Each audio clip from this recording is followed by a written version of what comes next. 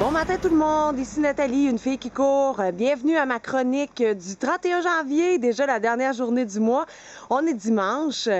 Aujourd'hui, il y a eu un petit réchauffement dans la température. Il fait juste moins 20 au lieu de moins 23. J'ai gagné 3 degrés.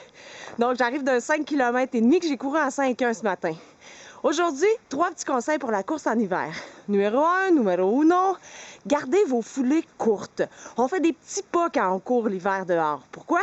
On évite comme ça de mettre le pied sur un endroit qui est plus glissant, faire la split, s'étirer la laine ou carrément avoir l'air fou. Mais d'une manière ou d'une autre, ça fait pas du bien. Donc, gardez vos pas rapprochés des petits pas un petit peu plus accélérés. Puis si le chemin que vous empruntez est plus glissant, neige tapée, bord de rue qui est glacé, vous pouvez vous acheter des petits crampons que vous pouvez rajouter en dessous de vos chaussures de course. Vous allez en trouver dans à peu près tous les magasins de sport ou de plein air comme Sport Expert, Atmosphère, le Running Room pour ceux qui en ont un dans leur ville. Pas très dispendieux, entre 25 et 40 $. En tout cas, beaucoup moins qu'une série de traitements de physiothérapie pour vous réparer la laine endolorie.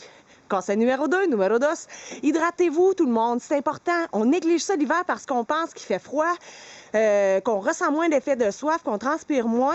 Mais une activité qui dépasse 45 minutes, ça demande environ un tiers de tasse de liquide aux 15 minutes excédent. Donc, traînez-vous quelque chose à boire, c'est important. Vous allez éviter comme ça les malaises, les maux de tête, puis tout ce qui est lié à la déshydratation. Négligez pas ça, très important. Point numéro 3, numéro stress, la route sur laquelle vous courez. On essaie de regarder, est-ce qu'on court sur le trottoir? Souvent, c'est l'option déneigé, bien entretenu, bien sablé, bien salé, beaucoup moins glissant. Si vous avez un bon trottoir, allez-y, c'est bon. Si vous devez courir absolument sur le bord de la route, ce qu'on fait, on s'assure de toujours courir face au trafic. Ça, c'est important. On doit voir les voitures. Les chauffeurs qui, eux, sont dans la lune, nous voient pas, collent le bord du chemin ou qui peuvent perdre le contrôle parce que les conditions de la chaussée sont mauvaises ou qui vont s'en venir dans la grosse flaque d'eau qui est sur le bord puis qui risque de vous envoyer une grosse vague par-dessus la tête. Prévoyez ce qu'eux vont faire. Soyez vigilants face au trafic. Courez le jour de préférence. Arrangez-vous pour être voyant. Si vous pouvez juste y aller le soir, on choisit des rues qui sont très éclairées, bandes réfléchissantes sur vos vêtements et assurez-vous de toujours savoir où vous êtes à tout moment. Faites des boucles autour de chez vous. Sachez vous êtes à quelle distance de la maison. Si jamais vous avez un malaise, vous êtes fatigué, vous serez moins loin pour revenir chez vous.